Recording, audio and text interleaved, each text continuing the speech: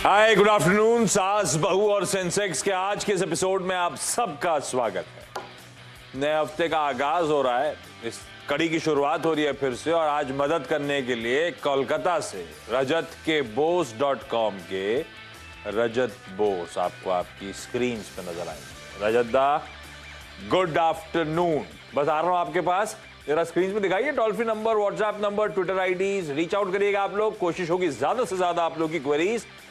अच्छा, कल छुट्टी है तो जब वेडनेसडे को रिज्यूम करेंगे सास बहू सेंसेक्स, तो कोशिश होगी ज्यादा से ज्यादा क्वेरीज इस प्लेटफॉर्म के थ्रू आप लोगों की हम रेज कर पाए।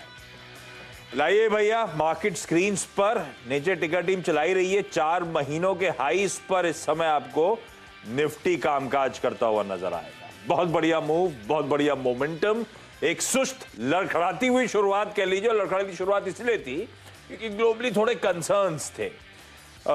यूएस से खास तौर पे कंसोलिडेशन टाइप फीलिंग आ रही थी, और वो इसीलिए आ रही थी क्योंकि फ्राइडे को जॉब्स रिपोर्ट बहुत स्ट्रांग आ गई है।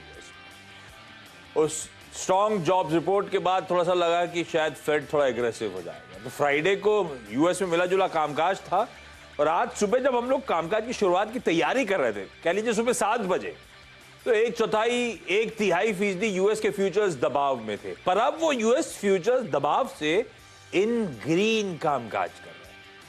तो जब वहां के मार्केट्स नहीं डर रहे तो जरूरत क्या थी हमें डरने की। हमारा मोमेंटम तो वैसे ही बहुत स्ट्रांग बना हुआ था। बैक टू बैक 3 स्ट्रेट हफ्तों से भारतीय बाजार अच्छी तेजी, अच्छा मोमेंटम एंजॉय कर रहे हैं। तो हमारी वो सुस्ती को दरअसल हाथों हाथ लिया, लोगों ने एंट्री पाई, और अब दिन के हाईस पर इस समय भारतीय बाजार कामकाज करते हुए 2/3% से ज्यादा का उछाल। और एक बार कंट्रीब्यूशन प्लेट लेकर आइएगा। दरअसल मदद लार्जली हो रही है कुछ चुनिंदा स्टॉक्स से। रिलायंस और एचडीएफसी ट्विंस देखिए आपकी स्क्रीन पे, कैसे रिलायंस और खासतौर पे एचडीएफसी बैंक मदद कर रहे हैं। एचडीएफसी लिमिटेड जोड़ दीजिए उसमें, ये कुछ सिलेक्टिव स्टॉक्स, इनकी तेजी, इनका आउट परफॉर्मेंस, पूरा वो तेजी का तड़का दरअसल आपको दिखाता हुआ नजर आएगा। गजब का मूव बनता हुआ। रजत दा, ये कैसे रीड करूं इस तरह के मोमेंटम, इस तरह की ताबड़तोड़ तेजी को? अब खुद ही लगता है कि बहुत स्ट्रेच्ड है, बहुत तगड़ा मूव्स आ चुके हैं।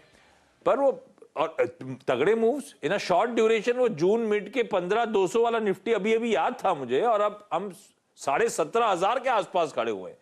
इस पावरफुल स्ट्रॉन्ग पुलबैक के बाद आपके व्यूज क्या बन रहे हैं रजत दा? 17,500 पे भी उतने ही कंफर्टेबल हैं क्या लॉन्ग करने के लिए अभी भी?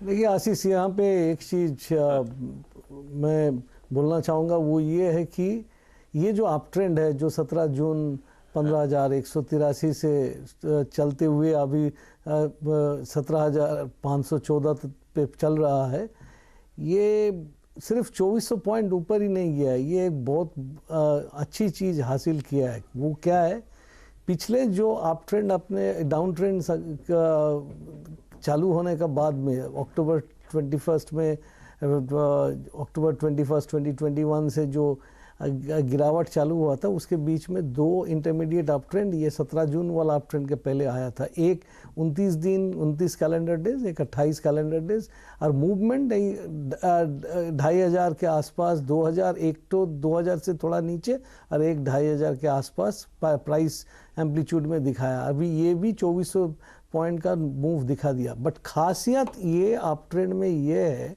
कि ये आज 51 दिन चल रहा है। 17 जून से काउंट करते हुए 51 कैलेंडर डेज तक भी ये आज भी एक नया हाई बनाते हुए, आपने अभी अभी बोला कि 4 महीना का हाई बन चुका है, वहाँ पे चल रहा है निफ्टी।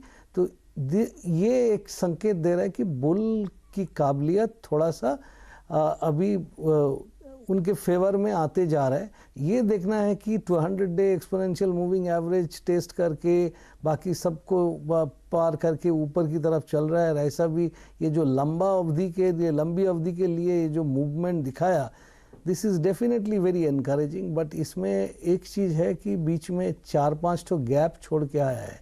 गैप छोड़ना बेयर मार्केट रैली में होता है, बट ये जो संकेत अभी दे रहा है कि अभी एक चीज़ आपको देखना पड़ेगा कि यहाँ से बाजार जब करेक्ट करता है, कोई कारण से 16,800 का लेवल अगर टूटता नहीं है, एक करेक्शन तो होगा, क्योंकि 51 दिन ऊपर की तरफ चल रहा है तो करेक्शन तो आएगा। अगर वो नहीं होता है और वहाँ से फिर से ऊपर की तरफ मूवमेंट चालू हो जाता है, तब बुल के ग्रिप में और भी अच्छी पकड़ आ जाएगा, तो वो बाजार के वो पकड़ को लेके ऊपर की तरफ चला सकता है। बट इसके साथ साथ मैं ये भी कहना चाहूँगा कि ब्याज दरें जब बढ़ता है, और RBI ने जो विड्रॉल ऑफ एकोमोडेशन का बात किया, देखिए हिस्ट्री तो ये बता रहा है कि ऐसी माहौल में ज़्यादा देर तक ऊपर की तरफ ट्रेंड नहीं चलता है, गाड़ी फिर से नीचे की तरफ आते हैं।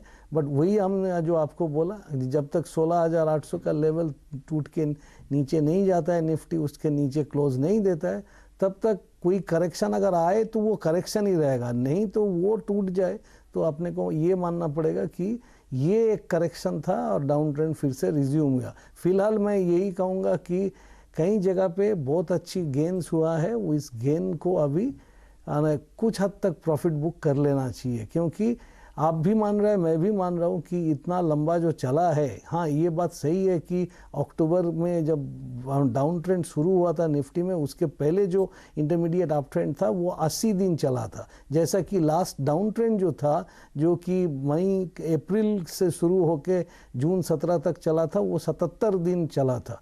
तो इसीलिए ये लंबा अवधि चलते हुए भी आपको ये उचित होगा कि एक बार कुछ प्रॉफिट बुक कर लीजिए। इतना गैप्स है, कभी भी करेक्शन आ सकता है, और इस हफ्ते में थोड़ा सा संकी होके चलिए, क्योंकि इस हफ्ते में 4 दिन, अगले हफ्ते में 4 दिन, तो ट्रंकेटेड वीक्स होता है ना, तो इसमें प्रॉफिट बुकिंग ज़्यादा आता है ऐसी सिचुएशन पे। ओके, बढ़िया।